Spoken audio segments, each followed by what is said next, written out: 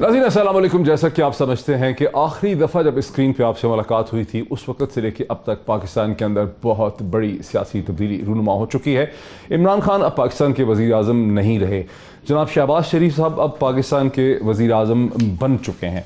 और इसी दरी असना हमने ये भी देखा कि पाकिस्तान के अंदर मैसिव प्रोटेस्ट हुए कल, और न सिर्फ पाकिस्तान में बल्कि हुए बल्कि दुनिया भर के शहरों में बहुत बड़े बड़े मुजाहरे हुए पाकिस्तान में आने वाली इस सियासी तब्दीली के हवाले से। एक और बड़ी तब्दीली जो आज ही हुई वो ये कि तहरीक इंसाफ ने असूली तौर पर यह फैसला किया कि वो असम्बलियों में नहीं बैठेंगे। वो नेशनल असम्बली को छोड़ के चले गए, उन्होंने इस्तीफ़े अपने दे दिए। उनका ख्याल है तहरीक इंसाफ का कि वो अब इस आने वाले रजीम को, शहबाज शरीफ साहब की हुकूमत को तस्लीम नहीं करते, बिकॉज अगर इनके साथ असम्बली में बैठेंगे तो फिर इसकी कानूनी हैसियत को, इसकी लेजिटिमेसी को वो कबूल कर लेंगे, उसे मान लेंगे, उसे ताकत देंगे। इसलिए वो सड़कों से इसके खिलाफ जद्दोजहद करेंगे।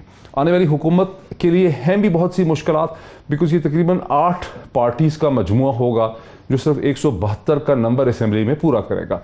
तो इस हुकूमत के लिए बहुत चैलेंज होंगे। दूसरी तरफ से उसकी असम्बली जो है वो खाली है और वहाँ से मुतालबा ये होगा सड़कों की तरफ से कि अर्ली इंतखाबात करवाए जाए। ये सूरत हाल किस तरह से आगे चलेगी, इसी नुक्ते से हम बात करेंगे यहीं। और मेरे साथ स्टूडियो में तशरीफ़ रखते हैं जनाब सरवर बारी साहब, जो पाकिस्तान में इलेक्शंस के हवाले से एक्सपर्ट्स हैं, आप इनसे वाकिफ़ हैं। मज़हर अब्बास साहब पाकिस्तान के मुमताज़ कॉलमिस्ट और जर्नलिस्ट, पॉलिटिकल एनालिस्ट हैं। आमिर ज़ियाद साहब एडिटर हैं, सीनियर जर्नलिस्ट हैं, मेरे साथ हैं। अज़द सदीक साहब advocate supreme court of Pakistan, एक वीडियो लिंक के जरिए हमें ज्वाइन करें। Very warm welcome to all my guest. सबसे पहले अगर मैं मज़हर अब्बास साहब से शुरू कर सकूं। मज़हर अब्बास साहब, आप आने वाली हुकूमत जो आई है इसकी इस वक्त की जो मुश्किलात और चैलेंजेस को कैसे देखते हैं? जी शुक्रिया मोइन। देखिए, इस पूरी मूव के ही खिलाफ था जो अदम एतमाद की तहरीक है। मैं समझता और आज भी समझता हूँ कि इस हुकूमत, जो पिछली हुकूमत थी, उसको अपना टेन्योर पूरा होने देना चाहिए था। उससे एक पॉलिटिकल स्टेबिलिटी आती, जो भी था उनको जिस क्राइसिस का भी सामना था। तो आप अगले इलेक्शन में अगर जाते उस वक्त 2023 में, तो अपोजिशन ज़्यादा बेहतर पोजीशन में होती, उस वक्त की अपोजिशन जो आज की गवर्नमेंट है। अब आगे बढ़े, इमरान खान साहब का आज का जो फैसला है रेजिग्नेशन का, ये गैर सियासी फैसला है। उसकी बड़ी बुनियादी वजह है, आप पार्लियामेंट से इस्तीफा क्यों दे रहे हैं? आप पार्लियामेंट में बैठ के भी तो इस गवर्नमेंट को जो है रिकग्नाइज नहीं कर सकते थे। ये बड़ी ये कोलिशन पाकिस्तान क्या दुनिया में नहीं चल पाती, और उसके अगर नहीं चल पाती, इख्तलाफात होते, तो किसी भी वक्त इतनी बड़ी अपोजिशन के साथ कोई भी दो इत्तेहादी भी आके दोबारा मिल जाते, तो वही काम जो इमरान खान साहब के ख़िलाफ़ अदम एतमाद की तहरीक में हुआ, वो शहबाज शरीफ साहब के साथ भी हो जाता।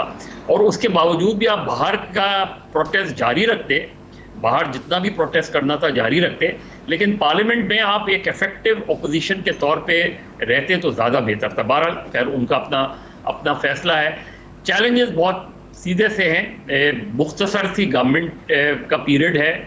आपको ये सबसे पहले तो शहबाज शरीफ साहब को बताना चाहिए कि वो 6 महीने में इलेक्शन कराएंगे, साल में कराएंगे या 1.5 साल में कराएंगे। यानी जो टेन्योर तकरीबन जो है आपका अगले साल, मेरा ख्याल है अक्टूबर में इलेक्शन होने, तो उससे पहले 3 महीने पहले एक और अबूरी हुकूमत बननी है। तो ब्रीफली आपका पीरियड 1 साल का है। 1 साल में आप कोई बड़ी पॉलिसी नहीं बना सकते। 1 साल में अगर आपने रिफॉर्म्स वगैरह करनी है तो इलेक्टोरल रिफॉर्म्स कर लें, वो कंट्रोवर्शियल होंगी। लेकिन आज जो उन्होंने ये फैसला किया है कि ये जो मुरासला है, इसके सिलसिले में जो इजलास बुलाया है, ये बेहतर है। और अगर उसके बाद कोई कमीशन ऑलरेडी इमरान खान साहब बना गए थे, उनका चेयरमैन उन्होंने मुकर्रर नहीं किया था, उसी टर्म्स ऑफ रेफरेंस में या उससे कुछ मुख्तलिफ टर्म्स ऑफ रेफरेंस में अगर वो कमीशन भी बना देंगे, क्योंकि यही वो नैरेटिव है जो बुनियाद बना रेजिग्नेशन की, यही वो नैरेटिव है जो बुनियाद बना इस गवर्नमेंट को उनकी नज़र में रिकग्नाइज ना करने की और अपनी गवर्नमेंट जाने की। तो इसके हवाले से एक ऐसा इंडिपेंडेंट कमीशन बहुत ज़रूरी है। ठीक है, डिफेंस कमेटी तो ये कमीशन बनाना जो है ये भी एक बहुत बड़ा गोल होगा इस हुकूमत का। जी, ये इस हुकूमत का, एक शहबाज शरीफ साहब की हुकूमत का एक बहुत बड़ा गोल होगा कि जो एक बयानी और नैरेटिव है अमेरिका की इंटरवेंशन के हवाले से इस हुकूमत के आने में, उसे ज़ायल किया जाए। एक एक करके आगे चलते हैं। सर बाबरी साहब, आपकी पाकिस्तान के इलेक्टोरल प्रोसेस के ऊपर बड़ी गहरी नज़र है।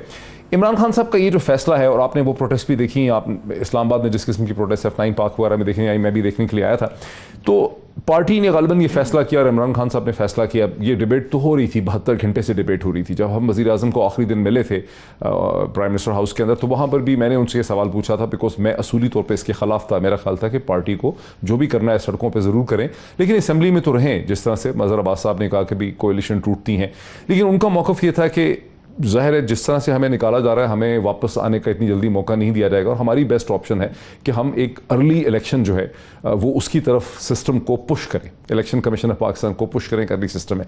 लेकिन इस तरह से जो छोड़ दिया, और जो मज़हर अब्बास साहब कहते हैं, आपको इसकी सियासी हिकमत अमली को कैसे परखेंगे कि अंदर रह के उनको स्ट्रगल करनी चाहिए थी, कल को पीपल्स पार्टी से मिल जाते, MQM से मिल जाते, या बाहर से एक बड़ी तादाद में प्रेशर डालना चाहिए? देखिए, भुट्टो साहब जब जेल में थे, उन्होंने एक किताब लिखी थी इफ़ आई वर असैसिनेटेड, कि अगर मुझे फांसी दी गई, तो उसमें एक बहुत दिलचस्प जुमला था कि मेरी सबसे बड़ी गलती ये थी कि मैंने जो तबकात हैं आपस में लड़ते रहते हैं, यानी कि मज़दूर और मालिक और किसान और जागीरदार, मैंने बहुत कोशिश की उनको रिकनसाइल करने की, and that was my biggest mistake. मेरा ख्याल इमरान खान ने ये रियलाइज़ किया है कि अगर पाकिस्तान में लोगों के लिए सियासत करनी है, हाँ, तो इलेक्टेबल के ऊपर तकिया नहीं किया जा सकता। और मैं समझता हूँ कि इवन जो 1970s में और 68 में अयूब खान के खिलाफ मूवमेंट हुई थी, जब भुट्टो को निकाला गया था, तो कोई मुवाजना नहीं है जो कल रात को मैंने इस्लामाबाद में देखा। मैंने भी देखा कि फैमिलीज के साथ, बच्चों के साथ, हाँ, खवातीन के साथ, खुद से आए हुए लोग, खुद से लोग आ रहे हैं, और इतना चार्ज क्राउड था। तो मैं समझता हूँ कि इमरान खान गालिबन इस नतीजे पे पहुंचा है कि ये जो स्टेटस को की कुव्वतें हैं, उनके ऊपर चेक करने का एक ही तरीका है, और वो ये है कि अवाम में जाया जाए, और जो स्टेटस को के इंस्टीट्यूशंस हैं, हाँ, उनको चैलेंज जो है, चेक जो है, वो अवाम की जो रिजेंटमेंट है उसकी आर्टिकुलेशन के ऊपर होना चाहिए। तो मैं ये समझता हूँ कि इमरान खान साहब ने अच्छा, एक मैंने और भी चीज़ सुनी थी कि PTI को या इमरान खान को, खुद इमरान खान साहब से नहीं सुना, लेकिन कुछ लोगों से मैंने सुना कि ख़तरा ये भी है कि अंदर रहेंगे तो फॉरवर्ड ब्लॉक्स हमारे ऊपर बना लिए जाएंगे, बिकॉज हमारा मुकाबला बहुत सी ताकतों से है और पार्टी की ताकत को तोड़ा जाएगा। इस तरह से फोर्स करके इस हॉट मोमेंट पे, जबकि एक अवामी मकबूलियत सामने है, पूरी पार्टी को बाहर निकाल लिया है और अब पार्टी ही चली गई इमरान खान की। देखिए, 42% जो नशिस्तें हैं टोटल पाकिस्तान में, हाँ, वो PTI की है। 42%। अगर 42% सीटें जो है, हाँ, वो उससे, अभी तो उन्होंने कौमी असम्बली से इस्तीफे दिए हैं, हाँ, क्या सबने दे दिए हैं? खैबर पख्तूनख्वा में क्या सबने दे दिए हैं? आई डोंट नो, लेकिन जो मुनहरफ अरकान है, अगर वो इस्तीफा नहीं देंगे तो उनके देने से कुछ फर्क नहीं पड़ता, उनको कुछ नहीं कर सकते। लेकिन इसके बावजूद अगर 100 लोग कौमी असम्बली से मुस्ताफी हो जाए, तो इलेक्शन कमीशन के लिए मुमकिन नहीं है कि वो 100 बाई इलेक्शन कराए, क्योंकि 60 दिनों के अंदर इलेक्शन करवाना लाजम है। और इलेक्शन कमीशन कह चुका है कि हम तो इलेक्शन करा ही नहीं सकते। नहीं, वो इलेक्शन कमीशन गलत बयानी कर रहा है। कानून के तहत 218 के आर्टिकल 218, जो इलेक्शन कमीशन के चेयरमैन चले गए सुप्रीम कोर्ट में, बिल्कुल मैं समझता हूं इलेक्शन कमीशन के पास ये राइट नहीं है कि वो ये कहे कि हम 90 डेज में, जो कि आइन में लिखा हुआ है, उसके तहत इलेक्शन नहीं करवा सकते। अच्छा, वो कहे कि जनाब असम्बलियों का टेन्योर, लेकिन सुप्रीम कोर्ट ने उनकी वजाहत मान ली है। मैं समझता हूं कि ये बहुत जरूरी था। कल जो लोग F9 पार्क में बातें कर रहे थे, मैंने बहुत गौर से उनकी बातें सुनी है। जो स्टेज पे लोग बातें कर रहे थे, उन पे जो तबसरा हो रहा था, सबसे ज्यादा लोग ये कह रहे थे कि रात के 10 बजे 11 बजे कभी ऐसा नहीं हुआ। तो इसका मतलब कोई प्लॉट था, कुछ गड़बड़ थी, उसको दिफा करने के लिए अदालतें बाहर आई थी। मुझे नहीं मालूम, लेकिन ये लोगों की बात, लोगों का ये एक, तो मैं समझता हूं कि ये इमरान खान ने वही काम किया है जो भुट्टो साहब ने 1968 में किया था, जब कॉन्फ्रेंस, ऑल पार्टीज कॉन्फ्रेंस बुलाई थी। अयूब खान ने भुट्टो ने कहा था हम इसका बाइकाट करते हैं, और बादशाही ने कहा था हम नहीं शामिल। भुट्टो साहब ने एक बहुत बड़ी गलती की कि 1977 में जब उनके खिलाफ PNA की मूवमेंट थी, उन्होंने PPP के लोगों को सड़कों पर नहीं निकाला, बिकॉज उनको लगता था कि तसादम होगा। वो गलती से इमरान खान ने सबक अगर वो जून 1977 में पीपल्स पार्टी अपने लोगों को सड़कों पे निकाल लेती तो फिर जुल्फिकार अली भुट्टो के साथ वो कुछ जनजिया ना कर सकते। मेरा ख्याल यही इमरान खान ने भुट्टो से सीखा, भुट्टो से जो चीज उन्होंने सीखी है। अजहर सिद्दीक साहब, आप कॉन्स्टिट्यूशनल एक्सपर्ट हैं, आप तहरीक इंसाफ की उस पिटीशन का हिस्सा रहे, सुप्रीम कोर्ट में जो एक कानूनी स्ट्रगल करने की कोशिश कर रही थी जाने वाली हुकूमत। हमें ये समझाएं, first of all legal lens से ये बात मुझे समझाएं कि अगर तहरीक इंसाफ के बहुत से लोग ऐसे हैं जो असेंबलियां नहीं छोड़ना चाहते, प्रोविंशियल असेंबली हो या नेशनल असेंबली हो, तो वो तो वहां बैठ सकते हैं, फिर उनका क्या स्टेटस होगा? उनके खिलाफ तो आर्टिकल 63A में भी कोई कार्रवाई गालिबन नहीं हो सकती। डॉक्टर साहब, हकीकत यही है कि बुनियादी तौर पर देखा जाए असेंबलीज की जो एग्जिस्टेंस है ना, वो सिंपल मेजॉरिटी से नीचे है। 172 एक थ्रेशोल्ड है। अगर 172 से नीचे, अगर 172 अगर सीटें खाली हो जाएं तो अमलन असेंबली जो है ना वो गैर फाल हो जाएगी और सदर को फिर इख्तियार है आइन के आर्टिकल 58 के तहत वो इनको डिसॉल्व कर देगा, जो कि आपके पास सादा अक्सरियत भी नहीं रह जाएगी। हाँ, जैसे भाई साहब ने बताया 42% अपनी जगह पर मौजूद है, लेकिन हमने आईनी तौर पर अगर पोजीशन देखें, यानी ये एक प्रेशर बिल्ड करने के लिए हो सकता है कि बाहर बैठकर आप एक प्रेशर बिल्ड करें और अमलन इन असेंबलियों को ना काम कर सकें, लेकिन आईनी तौर पर तो ये कायम रहेगी। मिसाल के तौर पर अगर आपके कई ऐसे लोग हैं, कई पार्लियामेंटेरियन हैं, वो असेंबलियां नहीं छोड़ना चाहते, वो इस्तीफे नहीं देना चाहते, जैसे मिसाल के तौर पर ये मुनर्रफ अरकान ही अगर देख लें, ये 20 अरकान तो ये इस्तीफे नहीं देंगे, ये तो उनकी ऑलरेडी जेबों में जा चुके हैं, ये तो बैठेंगे। और हो सकता है जब ये इस्तीफा दें तो ये अपोजिशन की शक्ल में बैठ के आ जाए कि ये इस्तीफा दे दिया, हमें अपोजिशन की जमात, हमें एक सीटें अलाउड कर दें, और फिर क्या होगा उससे? या ये आ जाता है, या हमने एक हल्का सा आइडिया देख लिया है कि एमक्यूएम ने जैसा माइंड किया है, एमक्यूएम ने जो काम किया है, हो सकता है कि तहरीक इंसाफ की जो जब सीटें खाली हो तो अपोजिशन के तौर पर एमक्यूएम आ जाए, बड़ी कमजोर सी अपोजिशन आ जाए, और उस अपोजिशन ने आगे जो काम कर रहे हैं वो मेजर बड़े काम है। 3 बड़े काम है। एक तो 2 मेंबर इलेक्शन कमीशन तैनात होने हैं, वो तो अपने हाथ से खो दिया अगर इलेक्शन पहले नहीं होते। मैं पहले इस तरफ आऊंगा, पॉलिटिकल बाद में आऊंगा। दूसरा, अगर चेयरमैन नैब तैनात करना तो वो भी आपके हाथ से चला गया। मज़हर अब्बास साहब, उम्मीद है कि आप सारा आर्गुमेंट अब तक की जो डिस्कशन हुई सरवर बारी साहब के साथ और मेरे साथ, वो आप सुन चुके हैं। मैं आपके साथ एग्री करता हूं। मैंने तो बहुत लोगों को ये कहा कि, और मैंने इस पर बड़े ट्वीट भी किए, इस पर सर्वे भी करवाए कि असेंबलियों के अंदर रहकर जद्दोजहद जो है वो करनी चाहिए। बहरहाल उसे नहीं माना गया है। एक दूसरी लॉजिक है कि हम अगर बाहर निकलेंगे तो हम, और शायद ये भी खतरा था कि फॉरवर्ड ब्लॉक्स बन जाएंगे, तो हम बाहर निकलेंगे तो हम बेहतर तौर पर एक सियासी जद्दोजहद करेंगे। अगर हम इसका सियासी जद्दोजहद का एनालिसिस करें, बुनियादी तौर पर शहबाज शरीफ साहब की एक फ्रेजाइल गवर्नमेंट है, बिकॉज 8-10 जमातों का ये एक मजमुआ है, ये भी बात है। फिर शहबाज शरीफ साहब जो हैं वो ज़मानत पे हैं और हर कुछ दिनों के बाद उनको अपनी ज़मानत जो है उसको बहाल करना पड़ेगा और केस ख़त्म होने नहीं लगा जिस तरह से ये सिस्टम है। तो आप समझते हैं कि बाहर से सड़कों पे नारे मारती हुई एक तहरीक इंसाफ जो है वो खासा प्रेशर डाल सकेगी सिस्टम के ऊपर अर्ली इलेक्शन के लिए? देखिए डॉक्टर साहब, कोशिश तो उनकी यही होगी, लेकिन मैं फिर ये कहूँगा कि आपको बाहर से प्रेशर डालने से तो किसी ने नहीं रोका। लेकिन ये जो अभी सरवर बारी साहब कह रहे थे इलेक्टेबल्स वाली पॉलिटिक्स, तो ये तो उन्हें 2018 में मशवरा दिया गया था कि इलेक्टेबल्स को न लें, लेकिन उस वक्त गवर्नमेंट बनानी थी, इसलिए इलेक्टेबल्स एक्सेप्टेबल हो गए। बाप जिस तरह बनी थी और जिस तरह आई थी और जिस तरह आपको सपोर्ट किया था, तो आज जो बात आप कर रहे हैं ये 2018 में नहीं करते थे। और आज भी पंजाब में पीटीआई मेजॉरिटी में है, लेकिन आप कैंडिडेट आपका कौन है पंजाब में चीफ मिनिस्टर का? चौधरी परवेज इलाही। तो ये कॉन्ट्रडिक्शंस हैं। तो इसीलिए मैं कह रहा हूँ, आप चाहते हुए भी आपको स्टेटस को की पॉलिटिक्स ही करनी पड़ेगी। लेकिन एक बहुत इफेक्टिव ऑपोजिशन है पीटीआई। इमरान खान एक बहुत ही इफेक्टिव पॉपुलर लीडर हैं और वो बहुत अंदर और बाहर से बहुत ज़्यादा दबाव बढ़ा सकते हैं अगर वो चाहें, लेकिन अब उन्होंने अंदर का दबाव ख़त्म कर दिया उनके ऊपर। बाहर से आपने 2014 में 126 दिन का धरना किया था ना, 2014 में, अल्टीमेट नतीजा उसका क्या निकला? ये कितना सस्टेनेबल होगा जो आप अब कैंपेन चलाएंगे, ये कितनी सस्टेनेबल होगी? और फ़र्ज़ करें कल जाके अगर जो कमेटी है वो मुरासले के हवाले से कोई एक व्यू ले लेती है, उसके बाद चीज़ें क्या होंगी? तो मेरा ख्याल है कि बहुत, आप 1 हफ्ते 1 महीने बाद भी ये फैसला कर सकते थे। बहुत जल्दबाजी का ये फैसला है। हो सकता है मैं गलत हूँ, लेकिन मुझे ये लगता है कि इमरान खान ज़्यादा इफेक्टिव होते अगर पार्लियामेंट के अंदर भी होते और बाहर एक प्रोटेस्ट कैंपेन भी लॉन्च करते। अच्छा, एक लास्ट क्विक क्वेश्चन है कि जो अंदर की स्ट्रगल होती है पार्लियामेंट की, बिकॉज मैंने ये भी सुना है कि अंदर पार्लियामेंट में अगर एक जमात ताकतवर हो, जिसको आता हो पार्लियामेंट्री प्रोसीजर, कमेटियां कंट्रोल करती हो, ट्रेजरी बेंचेस उसके पास हो, तो वो ऑपोजिशन को बिल्कुल बांध के रख देती है और अंदर उसकी आवाज़ भी बाहर नहीं आती। और अगर जमात ऐसी हो कि पीटीवी के जरिए पार्लियामेंट्री स्पीच को भी ना दिखाए, कोई और चैनल भी ना दिखाए, तो पार्लियामेंट के अंदर होने वाली बात बाहर भी नहीं निकलती।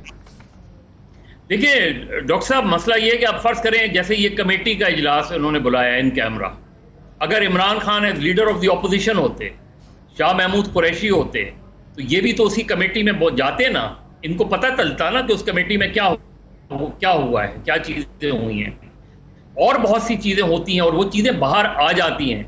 आज के दौर में पार्लियामेंट के अंदर होने वाली गुफ्तगू सीक्रेट नहीं रहती, वो चीजें बाहर आती हैं। तो मेरे नुक्ता नज़र से, एन मुमकिन है मैं गलत हूँ, मेरे नुक्ता नज़र से पार्लियामेंट का और इलेक्शन के बॉयकॉट, पार्लियामेंट का बॉयकॉट और इलेक्शन का बॉयकॉट किसी भी सूरत में बेहतर फैसले नहीं होते। या तो फिर 77 की आपने मिसाल दी, बेहतर फैसले नहीं होते। मैं खासा सिंपैथेटिक हूं, I am partial two your view, मैं ये समझ रहा हूं आपके आर्गुमेंट को। एक ब्रेक ले लूं, मैं इसी आर्गुमेंट को दोबारा आगे बढ़ाता हूं कि पार्लियामेंट के अंदर होने का क्या फायदा होता है, पार्लियामेंट के बाहर होने से क्या फर्क पड़ता है, after the break.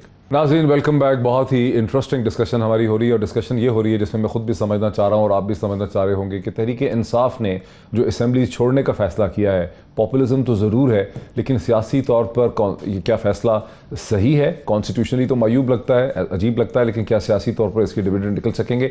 Azhar Sadiq साहब की तरफ जाना चाहता हूँ। अज़हर सदीक साहब, वक्फे से पहले भी आवाज़ ठीक नहीं थी, आपसे मैं यही समझना चाह रहा था कि लोग तो नहीं छोड़ेंगे। हो सकता है कि बहुत से लोग जो हैं उनको जब तहरीक इंसाफ ये कहे नेशनल असम्बली के अंदर या प्रोविंशियल असम्बलीज़ में, वो रिज़ाइन जो हैं वो नहीं करेंगे।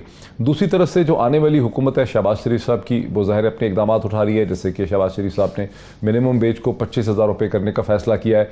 उसके अलावा जो मैं हम सुन रहे हैं कि बहुत बड़े मैसिव बुनियाद पर एडमिनिस्ट्रेटिव चेंजेस लाई जाएंगी, ख़ास करके पंजाब के अंदर करप्शन के केसेस बनाए जाएंगे, अफसरों की तबादला होगा एग्रीकल्चर के अंदर, एजुकेशन डिपार्टमेंट के अंदर, डिस्ट्रिक्ट मैनेजमेंट के अंदर, पुलिस के अंदर, फिर ईवीएम का जो कानून है उसे ख़त्म किया जाएगा, ओवरसीज़ वोट का जो है राइट उसे ख़त्म किया जाएगा। तो इस तरह की तब्दीलियाँ आएंगी। तो इस सारे सिस्टम में तहरीक इंसाफ का अंदर रहना पार्लियामेंट में ज़्यादा हेल्पफुल था या बाहर सड़क से प्रोटेस्ट करना ज़्यादा हेल्पफुल?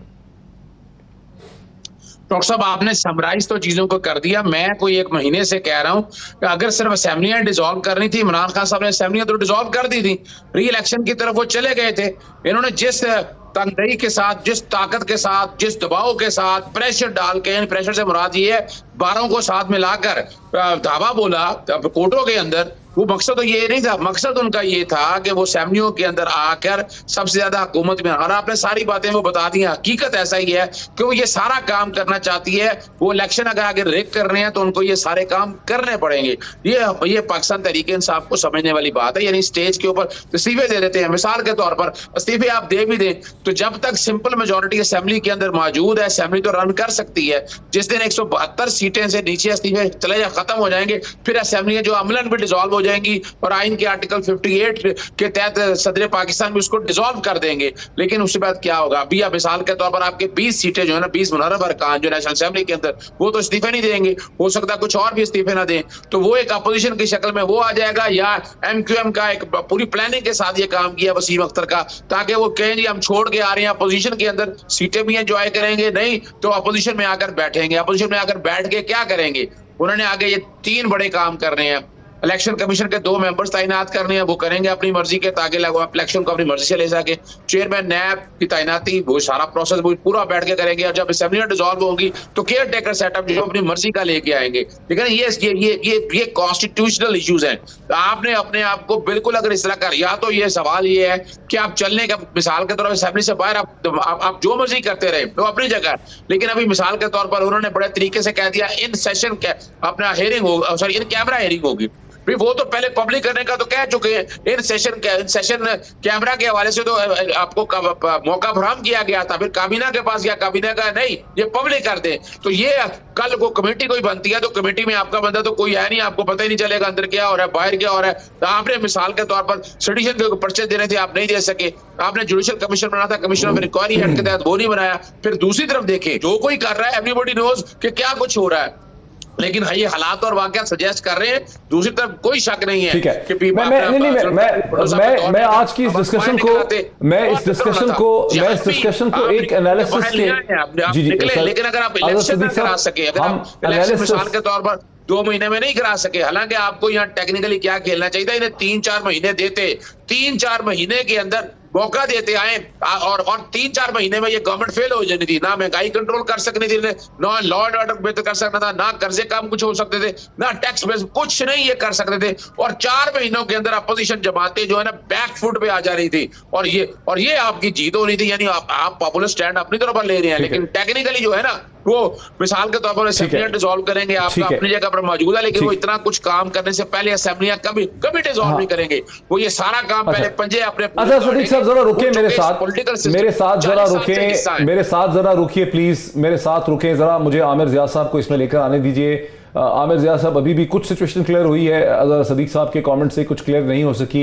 एक बात तो वाज़ेह है कि जाहिर है कि आने वाली हुकूमत शहबाज शरीफ साहब की बहुत बड़े पैमाने पर कानूनी और इंतज़ामी तब्दीलियाँ जो है वो करना चाहती है, चूँकि असेंबली में 172 से ज़्यादा लोग तो मौजूद रहेंगे, वो तब्दीलियाँ कर सकते हैं। अब सवाल ये है कि अगर तहरीक इंसाफ असेंबलियों के अंदर रहती और सिस्टम वैसे भी उसके खिलाफ था, चूँकि अदालतें खिलाफ हैं, सिस्टम खिलाफ है, बहुत से पावरफुल अनासर जो हैं वो खिलाफ हैं, तो वो तब्दीलियाँ शायद असेंबली के अंदर से भी रोक ना सकते। तो गालिबन उनको आर्गूमेंट ये है कि अगर हम पॉपुलर ओपिनियन बाहर से जनरेट करेंगे तो सिस्टम उसे देखेगा और सिस्टम पे उसका प्रेशर होगा। दूसरी तरफ से अगर सिस्टम कमर बस्ता है कि इस जमात को इसके आइडियाज और ख्यालात के साथ दोबारा वापस नहीं आने देना, तो क्या असेंबलियों के अंदर होने से या असेंबलियों के बाहर होने से कोई फर्क पड़ता है? आपका इस पे क्या इस्तदलाल है? मैं समझता हूँ कि एक रिस्की लेकिन बड़ा बोल्ड मूव है, और जबकि आपको पता है कि जी सिस्टम पूरा खराब है, मैं समझता हूँ कि एक मुनासिब स्ट्रेटेजी है कि अगर वो ये समझते हैं कि हम इतना प्रेशर सड़क पे बिल्ड कर देंगे कि ये हुकूमत को बैकफुट पे लेके जाए, तो मेरे ख्याल में इसके अलावा और कोई रास्ता नहीं है। इसके साथ साथ आप इस चीज को जोड़ें कि हुकूमत के पास 3 जो बड़े चैलेंजेस हैं, उसमें सबसे बड़ा चैलेंज उसकी लेजिटिमेसी का है। जब हिज़्ब इख्तिलाफ या पीटीआई बाहर होगी तो उसकी लेजिटिमेसी और ज्यादा क्वेश्चनेबल हो जाएगी। अभी क्या इशू है शहबाज शरीफ साहब के पास? सबसे बड़ा इशू ये कि लोग जो हैं, इमरान खान ने जब उनको इम्पोर्टेड कह दिया, इम्पोर्टेड गवर्नमेंट कह दिया, तो वो नारा मतलब उनके हुकूमत में आने से पहले मकबूल आम हो चुका है। लोग हर तरफ यही, आप सोशल मीडिया उठा के देखें, सड़क पे देखें, सब कहने जी इम्पोर्टेड हुकूमत है। तो ये सबसे बड़ा उनका मसला है कि जी लोग इसकी लेजिटिमेसी को क्वेश्चन कर रहे हैं कि जिस तरह से आपको लाया गया, इस तरह से लाया गया, हॉर्स ट्रेडिंग के जरिए लाया गया, इत्तेहादियों को तोड़ के लाया गया, दबाव में डाल के लाया गया, कोई भी वजह रही हो, तो ये लेजिटिमेसी वो करते हैं, लूज करते हैं। दूसरी बात ये, क्योंकि भानुमती का कुनबा है, भानुमती से मेरी मुराद ये कि यूनिटी ऑफ डाइवर्सिटी है, तो इनके लिए खुद काम करना एक बहुत बड़ा मसला होगा। तो यहाँ पर भी एक बहुत तलवार की धार पे चल रहे होंगे। फिर तीसरा इनका जो मसला है वो ये कि जी एक हिज़्ब इख्तिलाफ जो है इनकी, यानी कि जो पीटीआई है, सड़कों पर इनके खिलाफ शदीद दबाव बढ़ाएगी, और उसकी आंच आप देखिएगा सिर्फ हुकूमत पे नहीं बल्कि इदारों पे भी आ रही है और आना शुरू हो गई है। लेकिन आमिर ज़िया साहब, आपने सुना अजहर सदीक साहब को भी और आपने सुना मजहर अब्बास साहब को, वो भी समझते हैं कि अगर आप सिस्टम से बाहर हो जाते हैं, पार्लियामेंट्री कमेटीज में नहीं है, इन कैमरा प्रोसीडिंग भी नहीं है, आप सड़कों से कितना ही प्रेशर क्यों ना करें, टेलीविजन चैनल्स पे प्रेशर होगा। कल भी आपने देखा कि एक टेलीविजन चैनल के अलावा बाकी टेलीविजन चैनल दिखाना ही नहीं चाह रहे थे, उसने दिखाया तो फिर पता चला कि कैसे लाखों लोग जो हैं वो पाकिस्तान की सड़कों पर निकले हैं, दुनिया भर में निकले हुए हैं। तो सिस्टम में भी तो अपनी ताकत है ना, पॉलिटिकल एनालिसिस के पॉइंट ऑफ व्यू से आप सड़कों पर लाखों लोगों को लेके निकले, लेकिन सिस्टम उसको बेहिस है, सिस्टम रजिस्टर ही नहीं करता, फिर क्या होगा? मैंने जब भी पहला जुमला मैंने कहा कि रिस्की मूव है लेकिन बोल्ड है। अब जब अगर उनका तज्जिया ये कि जी सिस्टम उनके खिलाफ है, तो सिस्टम तो जब वो पार्लियामेंट में रहेंगे तब भी खिलाफ है। तो इसका मकसद ये हुआ कि जी अगर आप बाहर निकल के मुकाबला करते हैं और आपको ये यकीन है कि जी हम 15 दिन में, फिर आपको बहुत शॉर्ट और एक कोई तवील जंग की बात नहीं हो रही, आपको फिर महीने 15 दिन में नताइज चाहिए। आप इतने हालात खराब कर दें, इतना ज्यादा एक कहते हैं ना बखेड़ा खेड़ा कर दें कि हुकूमत का चलना नामुमकिन हो जाए। ये चीज आप अगर कर सकते हैं, अगर पीटीआई ने कैलकुलेट किया है और ये करने की ताकत रखते हैं, तो फिर तो एक जवाब बनता है इस चीज का। दूसरा ज़ाहिर है कि आपने रिस्क लिया है। फिर एक और देखिए, इन सियासी मसलों के साथ साथ एक बहुत बड़ा मसला माशी है हुकूमत के लिए, और वो माशी जो है मसला वो पोलिटिकल स्टेबिलिटी से जुड़ा हुआ है। तो अगर ये सड़कों पर होंगे, आप ये देखेंगे क्राइसिस होगा कि जी 140 नशिस्तें, आप 100 नशिस्तें भी खाली हैं और वहां पर हंगामा हो रहा है, और उसके अंदर एक डमी ओपोजिशन आप लाके खड़ी कर देते हैं, एक डमी आप नैब का एक सरबराह लेकर आ जाते हैं, आप एक डमी, हर चीज एक जाली चीज होगी। तो उसका मकसद ये कि ये जो इन पे जो एक भक्ति है, एक कहते हैं ना इम्पोर्टेड हुकूमत की, वो बहुत ज्यादा चिपकेगी। ठीक है। तो भाई साहब, जो आमिर ज़िया साहब का इस्तेदाल आपने सुना, इसे कहते हैं अजहर सदीक साहब को। अजहर सदीक साहब देख रहे हैं from the lens of law and constitution कि एक एडमिनिस्ट्रेटिव ढांचा ऑपरेट कर रहा है, और मजहर अब्बास साहब भी उस तरह से देखते हैं, क्योंकि मजहर अब्बास साहब ज़ाहिर जर्नलिस्ट हैं, वो कॉन्स्टिट्यूशनल एक्सपर्ट तो नहीं है, लेकिन अब वो समझते हैं कि इन कैमरा प्रोसीडिंग हो रही है, कमीशन बैठा दिए गए हैं, मुख्तलिफ कानूनी फैसले जो हैं वो तहरीक इंसाफ के खिलाफ किए जाएंगे, उससे नैरेटिव शेप किया जाएगा। तो ये जो कुछ भी हुकूमत अंदर से करेगी वो आवाम को मुतासर नहीं कर सकेगी, और आवाम का अपना एक रद्द अमल और रिएक्शन है जिससे तहरीक इंसाफ बिल्डअप करना चाह रही है। देखिए, मैं आमिर ज़िया साहब से बिल्कुल मुत्तफिक हूँ कि ये हुकूमत अपनी लेजिटिमेसी और अपनी जायज़ होना खो चुकी है बिफोर इट बॉर्न। उसकी बुनियादी वजह सिर्फ ये नहीं है कि पीटीआई ने इस्तीफ़ा दे दिया है, इस्तीफ़े तो आज दिए हैं। कल रात को जो पाकिस्तान में हुआ है उसकी नज़ीर नहीं मिलती। और दूसरी बात ये हमें देखने की बात है, मैंने उस दिन ट्वीट भी किया था जब फ्लैटीज़ में ये मीटिंग हो रही थी, तो मैंने कहा इन्होंने रास्ता खोल दिया है कि जो सियासत है वो ड्राइंग रूम से निकलकर बाहर करनी पड़ेगी। जो उनकी लेजिटिमेट जगह है वो सिर्फ ताले लगाने की बात नहीं है। फ्लैटीज होटल में जाके सूबाई असम्बली का इजलास करना, या जो घोड़े हैं उनको आपने बंद किया रखा है, वो जो लेजिटिमेसी इन्होंने गंवाई है उसकी इब्तिदा भी अपोजिशन ने खुद ही की थी, जो कि आज हुकूमत है। तो एक बात तो ये है कि मैं उनसे मुत्तफिक है। दूसरी बात ये, दुनिया में जितनी भी लेजिस्लेशन होती है वो दो किस्म की है। एक वो है जो एलीट अपने लिए करती है, और दूसरी वो होती है जो अवाम के लिए करती है। जो हमारा सोशल कॉन्ट्रैक्ट है इस रियासत के साथ, वो अवाम का और रियासत का है। और रियासत जो है, ये जो असम्बलियाँ हैं, जो अदलिया है या मुकन्नना है, जो रियासत के 3 बड़े सतून हैं, अवाम ये समझती है, कल उन्होंने इस पर मोहर लगा दी है कि ये जो रियासती अदारे हैं वो बेसिकली अमीर लोगों को और जो अशराफिया को बचाने के लिए हैं। और उन्होंने ये कह दिया है कि अगर आप हमारे लिए नहीं करेंगे, अगर ये अदारे हमारे लिए नहीं हैं जिनको हम वोट दे के भेजते हैं और वो जाके बिक जाते हैं, तो वी रिजेक्ट दैट सिस्टम, हम उसको मुस्तरद करते हैं। तो मैं समझता हूं कि ये बुनियादी बात है। मजदूर रहनुमाओं ने मुझे कल रात को कहा कि हमारे लिए तो कभी कोई अदालत नहीं रात को खुलती। तो अदालत के ऊपर ये जो अटैक है, ये तो 1978 में भी नहीं हुआ था जब भुट्टो को फांसी दी गई थी। लोग कह रहे हैं वो जुडिशियल मर्डर था, ये जुडिशियल तो ये जो बात है, ये जो हमें समझने की जरूरत है कि किस तरह फ्रेंच रेवोल्यूशन, वहां तो पार्लियामेंट थी उस वक्त, तो फैसला किसने किया था? अवाम ने किया था। तो यहां पर भी वही फैसला होने वाला है। अच्छा, मजहर अब्बास साहब, आपने सुना आमिर ज़िया साहब को, आपने सुना सरवर बारी साहब को, ये दोनों ये समझते हैं कि सिर्फ इसको कानून और आइन और कॉन्स्टिट्यूशन के या लेंस से, लॉ के नहीं देख सकते। जब आप बात करते हैं पार्लियामेंट्री प्रोसीडिंग की, इन कैमरा प्रोसीडिंग की, कमीशन की, तो ये सब वो इदारे हैं जो एलीट क्रिएट करती है इंप्रेशन और नैरेटिव और बयानियाँ जनरेट करने के लिए। दूसरी तरफ से आवाम है जो एक और हकीकत देख रहे हैं। तो अल्टीमेटली ताकत सारी जो है सिस्टम में, मॉडर्न सिस्टम में, वो जमहूर की होती है। और इमरान खान की कोशिश है कि मैं ज़्यादा से ज़्यादा लोगों तक पहुंचूं, बजाय इसके कि मैं इस एलीट स्ट्रक्चर के अंदर से अपना रास्ता बनाऊं। जी बिल्कुल पहुंचे, वो तो कोई उन्हें नहीं रोक सकता। आप आवाम में मोबिलाइज करें, आप अगले इलेक्शन की पूरी तैयारी करें, लेकिन इलेक्शन प्रोसेस कैसे करेंगे? आप कैसे जाएंगे? इलेक्शन कमीशन, ये नैब के चेयरमैन ये एक्सटेंशन पे चल रहे हैं पिछले तकरीबन 6 महीने से, तो अब नैब का चेयरमैन तो कोई आएगा। तो अब पहले जब जो लीडर ऑफ द ऑपोजिशन और लीडर ऑफ द हाउस फैसले करते थे, जो कॉन्स्टिट्यूशनली है, लीडर ऑफ द हाउस और लीडर ऑफ द ऑपोजिशन नए इलेक्शन कमीशन का भी फैसला करते, नई इंटरिम गवर्नमेंट जो भी बनेगी। तो आप सिस्टम को चलाएंगे कैसे? अगर सिस्टम, फर्ज करें आपका टारगेट ये है कि पूरा सिस्टम बैठ जाए, वो तो अलग बात है। जब पूरा सिस्टम बैठेगा तो ना असेंबलीज रहेंगी, ना कुछ रहेगा, तो फिर कोई और आके फैसले करेगा, वो इलेक्शन कराए, वो आगे बढ़े। लेकिन अगर आप इस सिस्टम में रह के कोई चीज़ करेंगे तो आप दबाव तो डाल सकते हैं, लेकिन फैसला तो एक कौमी असेंबली ने ही करना है।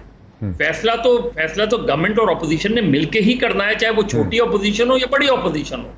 तो अगर ये असेंबली सस्टेन कर रही है और कॉन्स्टिट्यूशनली और लीगली सस्टेन करती है असेंबली, तो फिर ऑपोजिशन, आप बाहर से बहुत तगड़ी ऑपोजिशन प्रोवाइड कर सकते हैं, बहुत दबाव डाल सकते हैं। मैं फिर ये कह रहा हूं, क्या 2014 से बड़ा दबाव जो था, आप उससे बड़ा वो कर सकते हैं? 10 लाख आदमी ले आएंगे, दो ही चीजें हो सकती है ना। अच्छा, आमिर रियाज साहब जरा क्विक इसका जवाब दे। आमिर रियाज साहब देखिए, मजहर अब्बास साहब का पॉइंट कर लेंगे ना आप। हाँ, वही 2014 से और कर लेंगे ना। मैं चाह रहा हूं जरा क्विक सबसे मैं कमेंट ले लूं।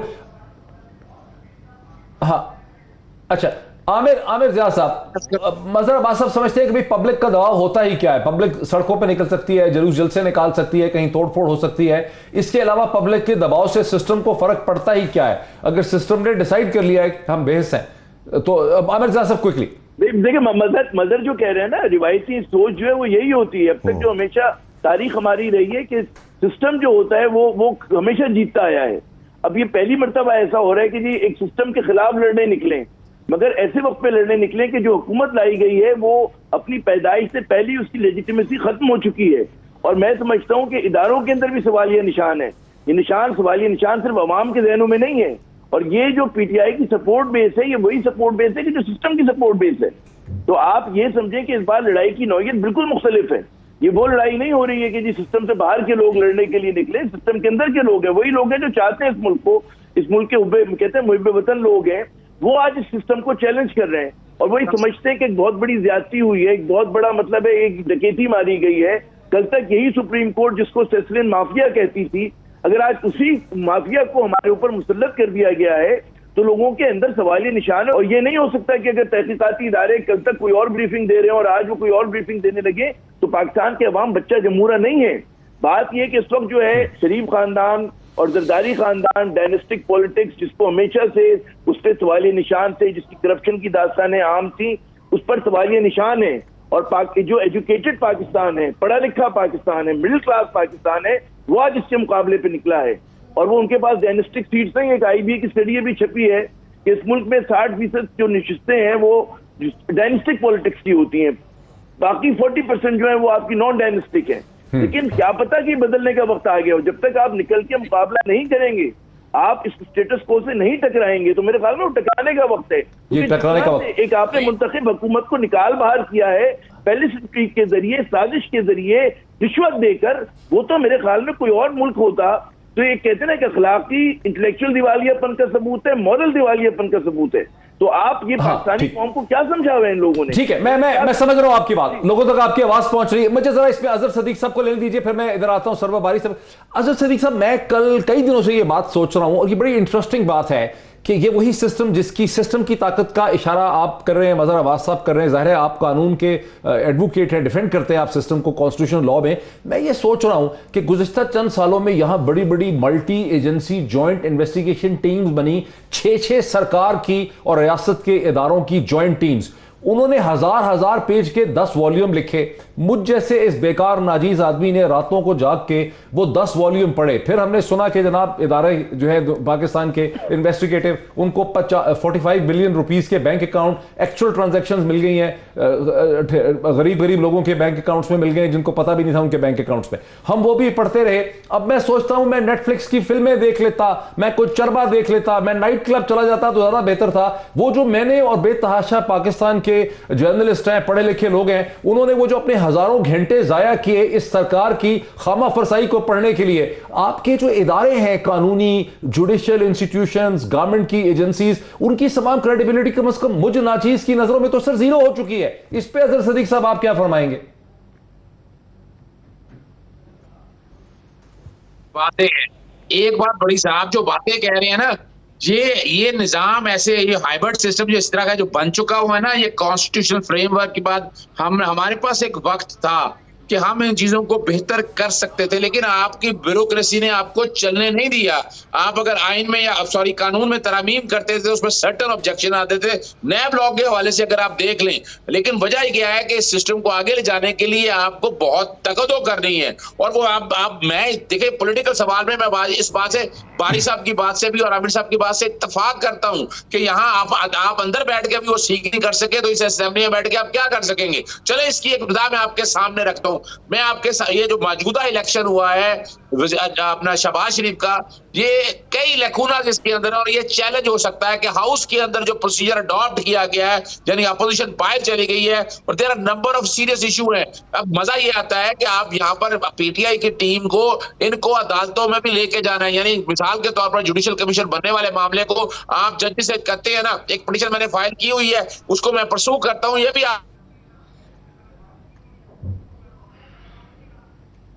कोर्टों के अंदर लेके आए, जुडिशियल कमीशन बनाए। एक और मैं बता दूं आपको बात, डॉक्टर साहब सुप्रीम कोर्ट की जो जजमेंट है ना, इट नीड्स रिव्यू।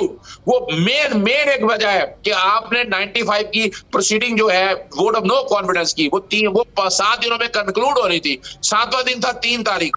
3 तारीख दिन सुप्रीम कोर्ट में मैटर चला भी गया, लेकिन सुप्रीम कोर्ट ने तीसरे दिन को रोका नहीं, 7वें दिन को, सॉरी अपना 3 अप्रैल को यह मामला स्टे हो जाना चाहिए था। अगर स्टे करता तो यह मामला रुक गया। सुप्रीम कोर्ट 7 को कह दिया आपको 3 तारीख को चले जाए, तो इसका मतलब है स्टे तो मौजूद नहीं था। Section 148 civil procedure code apply नहीं करता, और 254 इसलिए अप्लाई नहीं करता कि ये नेगेटिव लाइन लैंग्वेज में काउच है। तो एक डिफेक्ट से ये बीच इफेक्ट है इस मामले को कानूनी लेंस से दर्जनों खराबियां देखी जा सकती है। जरा मुझे इसको कंक्लूड करने, यानी ये जो नो कॉन्फिडेंस का, मुझे इसको कंक्लूड करने दीजिए। सब हमारी सब अमेरिका में जो एंटी स्लेवरी है, जो सिविल राइट एक्टिविस्ट थे, उन्होंने अमेरिका फतह नहीं किया था फौजी तौर पर, लेकिन उन्होंने ऐसी स्ट्रगल की थी जो शुरू में अदालतें उनको नहीं सुनती थी, लोग नहीं सुनना चाहते थे। सफेद फॉर्म लोग जो थे वो कालों को उनके हकूक नहीं देना चाहते थे। उन्होंने सिविल राइट मूवमेंट ऐसी लॉन्च की 50s एंड 60s में कि लोगों के सोचने का अंदाज बदल गया। क्या आप समझते हैं पाकिस्तानी कौम के अंदर इतनी इंटेलेक्चुअल एबिलिटी पाई भी जाती है कि वो इस किस्म की मूवमेंट के नतीजे में अपना ये फरसूदा निजाम चेंज करेगी?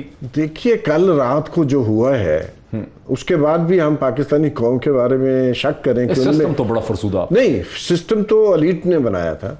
और दूसरी, अभी आप देखिए, आम आदमी पार्टी पहले दिल्ली में इमर्ज हुई, फिर उन्होंने 1 साल धरना दिया पंजाब के अंदर किसानों ने, और अभी आम आदमी पार्टी पंजाब में कांग्रेस को और बीजेपी को शिकस्त दे के इक्तदार में आई है, और भारी अक्सरियत से आई है, 2/3 मेजोरिटी से भी ज्यादा है। तो ये जो एक बहुत कंजर्वेटिव पॉइंट ऑफ व्यू है कि आप सिस्टम के अंदर रह के फाइट करें, ठीक हो जाएगा, ये मुझे बड़ा अफसोस होता है जब मजहर अब्बास जैसे जो लिबरल दानश्वर हैं उनकी तरफ से इतनी रवायती बात आती है। दुनिया भर की तारीख में बताती है कि बिल आखिर लोगों ने सिस्टम से बाहर निकलकर वो काम किया है। या तो यहाँ पाकिस्तान में कोई बाहर से आ जाता, कोई मिलिटेंट लोग आ जाते, या फिर जो लोग हैं सिस्टम के अंदर जिन्होंने तजर्बा कर लिया है कि सिस्टम के अंदर हम रह के कुछ नहीं कर सकते, we have to go out of the system. Arab spring की आप मिसाल लेके, आपने बहुत अच्छी मिसाल दी है, ब्लैक लाइव्स जो है उनकी मैटर, ब्लैक लाइव्स मैटर है। और उसके बाद आप देखें कितनी बड़ी चेंज आ रही है अमेरिका में कि जो जज है सुप्रीम कोर्ट की वो लग रही हैं। और इसके अलावा अरब स्प्रिंग है हमारे पास 1970 से पहले, और 1947 से लेकर 58 तक यही सियासत थी कि आप पार्लियामेंट के अंदर जिसके इलेक्शन ही नहीं हुए थे 10 साल तक, वही घोड़े चेंज होते रहते थे। अब उसको रिपीट किया जा रहा है जो फिर हमारे यहाँ 80s में और 90s में हुआ। तो मेरा ख्याल है कि ये तो एक बहुत खुशआइंद बात है कि पाकिस्तान में एक मरतबा फिर जिस तरह लोग बाहर निकल के आए हैं, एक तब्दीली आ रही है। सरवारी साहब का बहुत शुक्रिया, मजहर अब्बास साहब का, आमिर जिया साहब का, अजहर सदीक साहब का। एक इंतहाई दिलचस्प डिस्कशन में ये आपने देखी, फैसला आपका है कि आप पाकिस्तानी शऊर जो है वो इतना है पाकिस्तान का इंतज़ामी ढांचे की जो खराबियाँ हैं, कानूनी ढांचा, इंतज़ामी ढांचा, एडमिनिस्ट्रेटिव पार्लियामेंट्री निज़ाम, उसकी खराबियाँ जो हैं बड़ी खुल के गुज़िश्ता 4-6 हफ्ते में वाज़ेह हो गई हैं। इस सिस्टम को कोई भी थोड़ी सी मेहनत करके ख़रीद सकता है, अपनी डायरेक्शन में ले जा सकता है। क्या पाकिस्तान के अवाम की प्रोटेस्ट जो है इस इंतज़ामी ढांचे की सोच में तब्दीली पैदा कर सकती है? ये बहुत बड़ा सवाल है जिसका जवाब हमें अगले चंद महीनों में मिलेगा। आज इतना ही, फिर मुलाकात होती है। बहुत शुक्रिया।